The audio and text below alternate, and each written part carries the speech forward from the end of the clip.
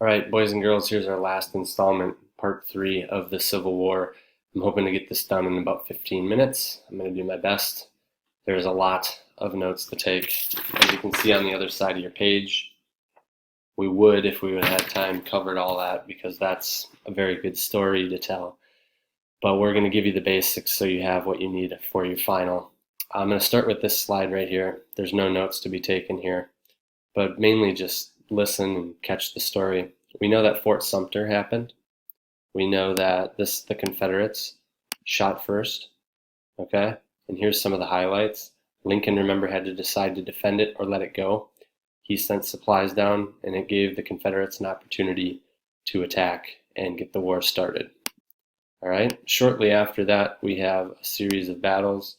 Antietam, one of the bloodiest days in Civil War history. 23,000 people would die.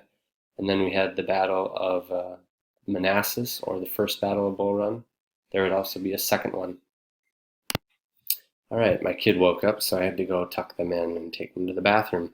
Anyways, two battles would happen. I mentioned one earlier, the Battle of Shiloh, which happened in Tennessee. This is where future President Grant would get involved, and he would basically win against the Confederates there in early April of 1862. Another major battle, late April 1862, was Battle of New Orleans.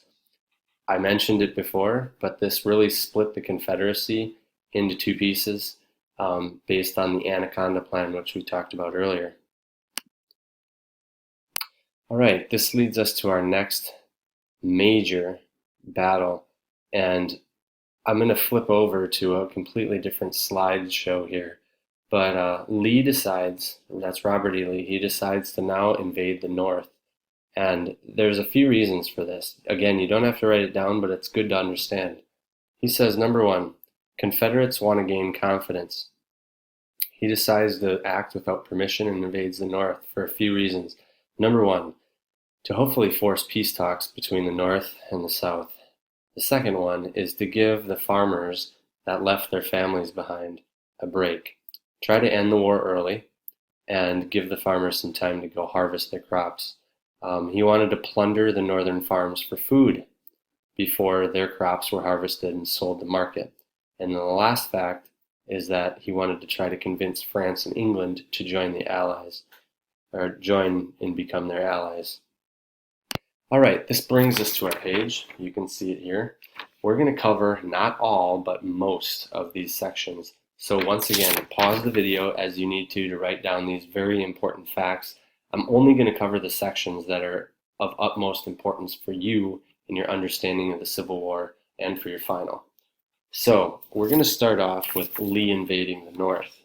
So the first thing that we probably should get to is this section right here. Okay, so here we go. Write these terms down, these facts, right here in this highlighted section. So the first thing we need to understand about the Battle of Gettysburg is this was Lee's attempt to ransack the North and gain some supplies that his troops much needed. Okay? One of the facts that you got to know is that it was preceded by multiple Union losses. So that means that the Confederates were winning, win after win here, up until 1863. It was July. Okay? Lee decides to invade Pennsylvania for numerous reasons. I've heard stories about gaining shoes, gaining food for his troops, giving people a break for harvest time. All those have some truth to it. Gettysburg did have a shoe factory, and the South, not having any industry, needed a lot of supplies such as shoes. Okay? This battle would take place over 3 days. 90,000 Union forces would meet 75,000 Confederate forces. All right? As you can see in the background right here, this is Pickett's Charge, a very famous drawing by an artist. This was pretty much a death march right across an open field. The Union troops had an elevated position, and the Confederates came out of the woods here, practically marched in rows, crazy stuff, for 2 miles, 1 to 2 miles, let's say, across an open field, taking enemy fire. Now, they've barely ever made it to the front lines of the Union troops. Pickett's charge did meet it briefly, but they got annihilated at a bridge that you might be able to see. A bridge, I mean a fence right here. The result is that Lee loses the battle, and it's a humongous defeat for the Confederates. This is the turning point in the war. So like I said, I typed this out here for you. Gettysburg was the turning point in the war for the North. They would forever have the Confederates pretty much on the run.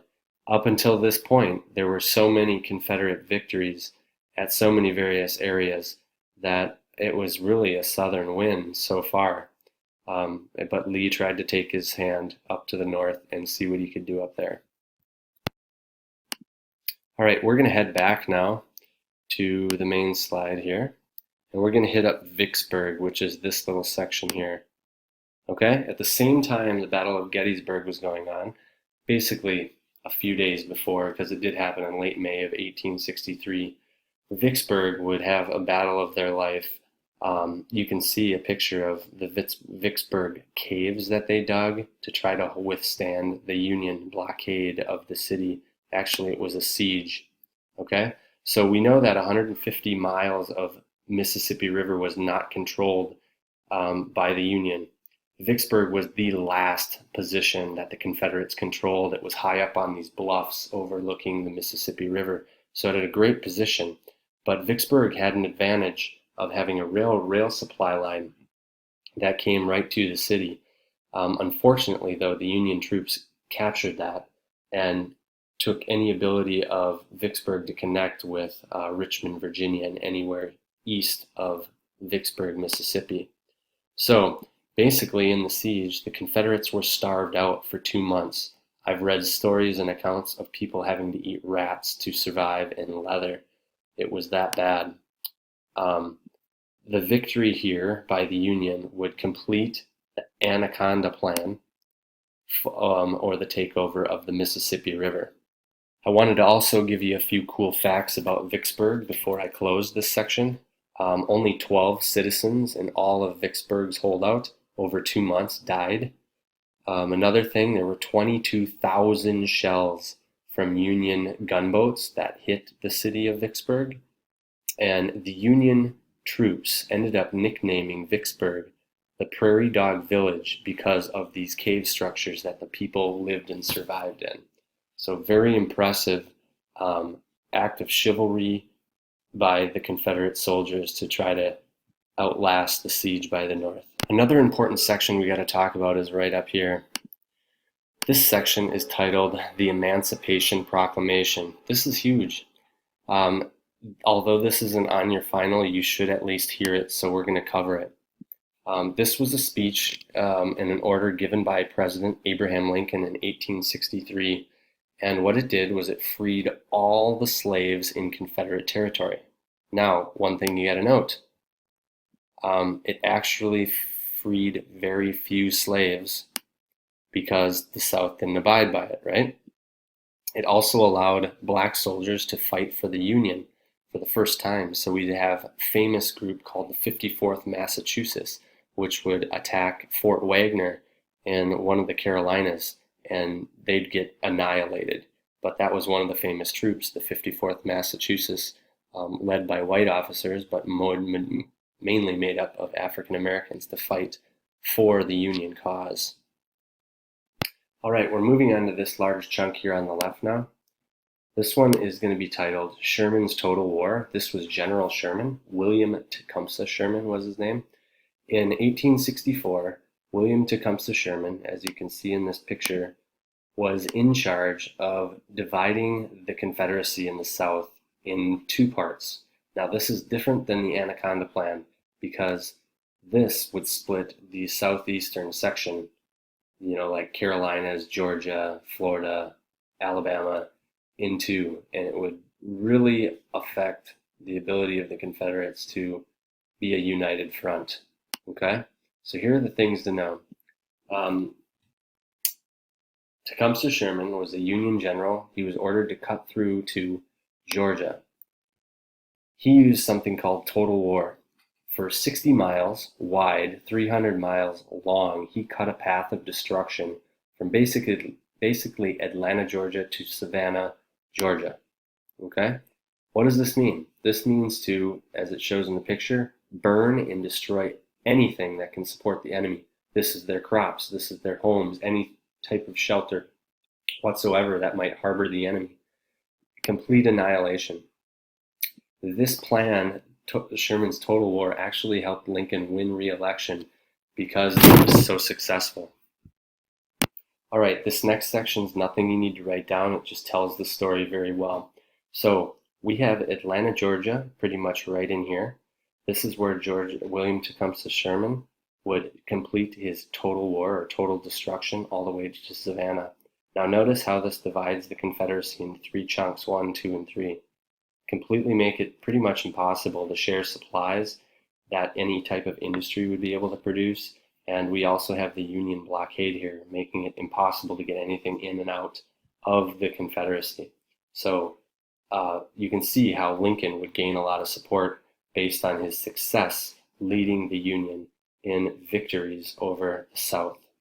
So let's get back out of this, if I can, quick.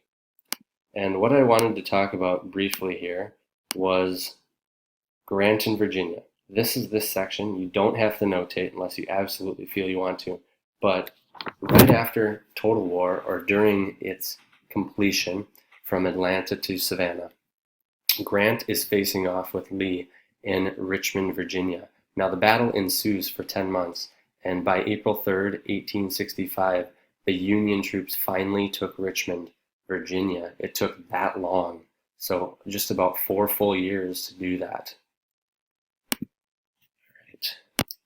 One of our few sections to go is right down here. This is going to be titled Surrender at Appomattox. So I'm going to click on that. This is Appomattox Courthouse. Now do be sure that you write down this information. This is on your final in one way, shape, or form. Okay? This is important because 5 days after the fall of Richmond, Virginia, Lee is retreating back into Virginia, trying to find any help and support that he can muster up. There is none.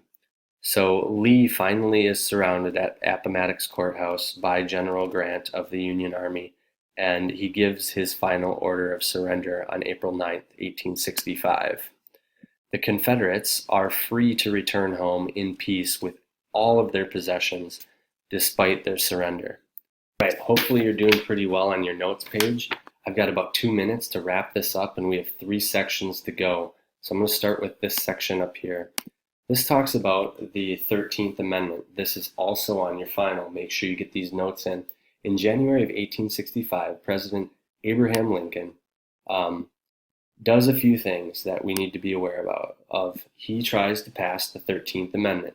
Now, slaves still remain in the border states at this time, but the 13th Amendment bans slavery everywhere, okay? This is different than the Emancipation Proclamation back in 1863, okay? The 13th Amendment officially bans slavery in the United States altogether, all right?